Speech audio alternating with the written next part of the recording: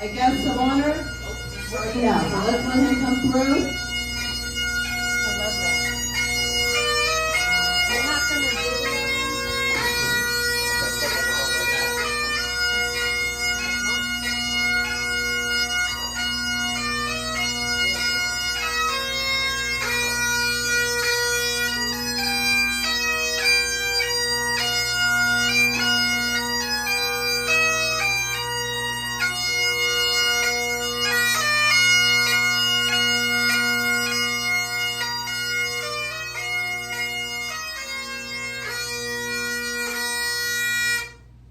And so I'm honored to announce that my dad, Major David Mayer, is the guest of honor tonight.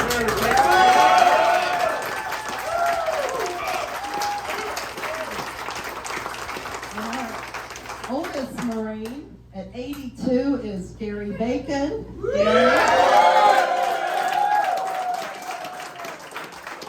And the youngest Marine, Cody Woodall, 23.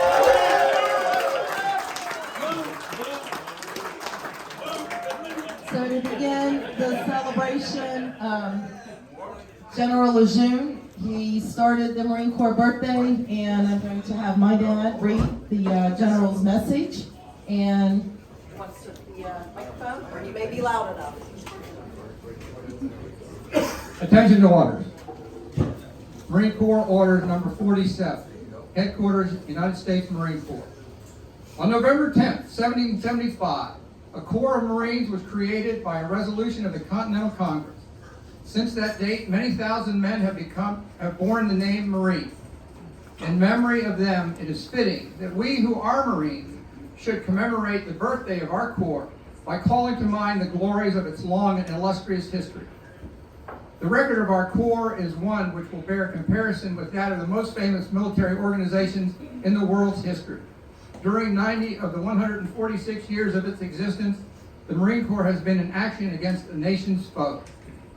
From the Battle of Trenton to the Argonne, Marines have won foremost honors in war and in the long eras of tranquility at home.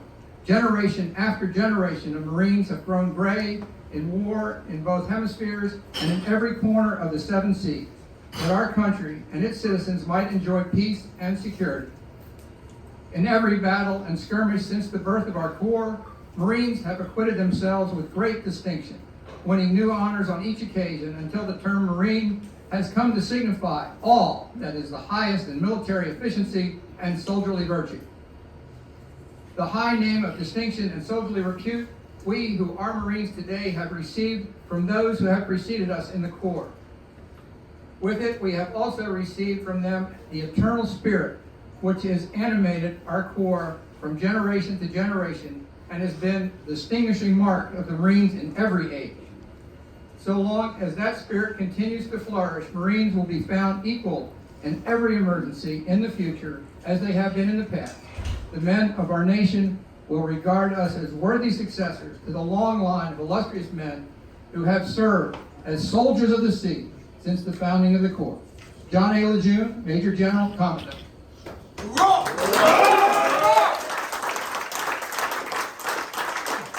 A message from the Commandant of the Marine Corps. 70 years ago, Army Major General Frank E. Lowe was quoted as saying, "The safest place in Korea was right behind a platoon of Marines. Lord, how they could fight." That testimonial rings as true now as it did then, and it will remain so tomorrow as we celebrate the 247th birthday anniversary of our Corps founding. We reflect on nearly 2.5 centuries of exceptional prowess, while also taking objective stock of where we are today and how we will prepare for future battlefields.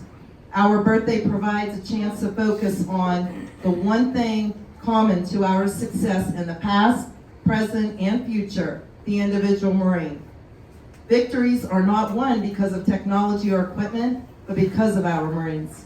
Since 1775, Marines have fought courageously and tenaciously in every conflict our country has faced.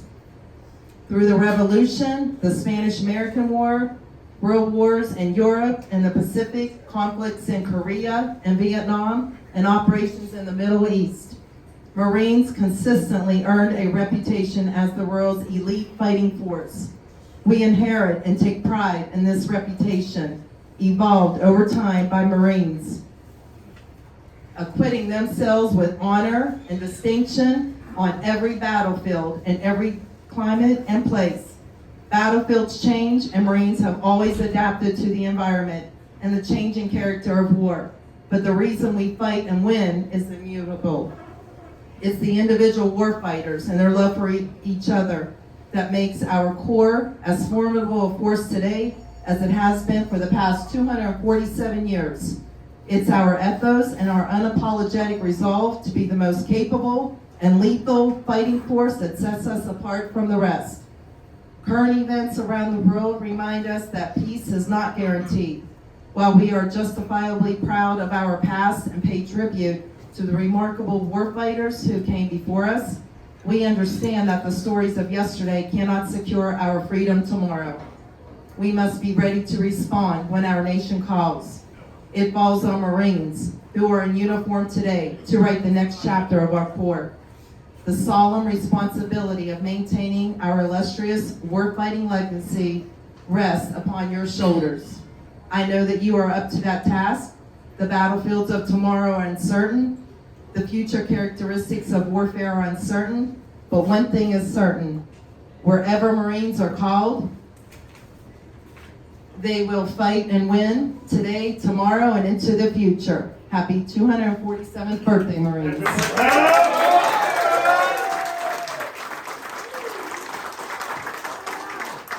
And we will use the sword to cut the cake.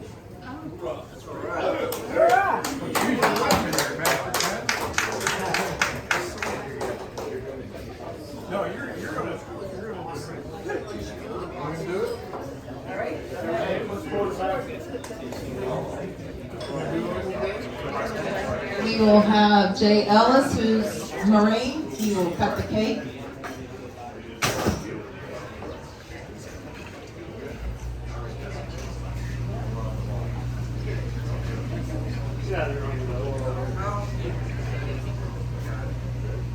Nice clean cut.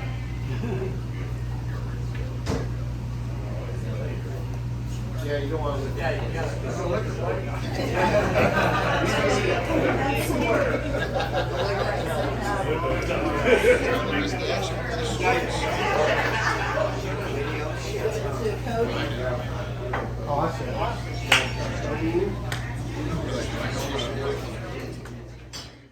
All Americans should never forget the brave men and women who answered our nation's call to serve and fought for our freedom with honor. The symbolism of the missing man table, the table is round to show our everlasting concern for our missing men. The cloth is white, symbolizing the purity of their motives when answering the call to serve. The single red rose displayed in a vase reminds us of the lives of these Americans and their loved ones and friends who keep the faith while seeking answers. The red ribbon symbolizes our continued determination to account for our missing.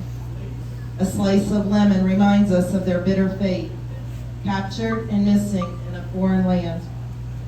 A pinch of salt symbolizes the tears of our missing and their families who long for answers after decades of uncertainty. The lighted candle reflects our hope for their return, alive or dead. The Bible represents the strength gained through faith to sustain us and those who lost from our country. Founded as one nation under God, the glass is inverted, symbolizing their inability to share a toast.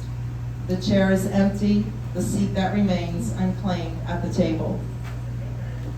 And just take a moment of silence and just think about all of our military POWs, those that came back, all of us who have served, answered the call. Just take a moment of silence.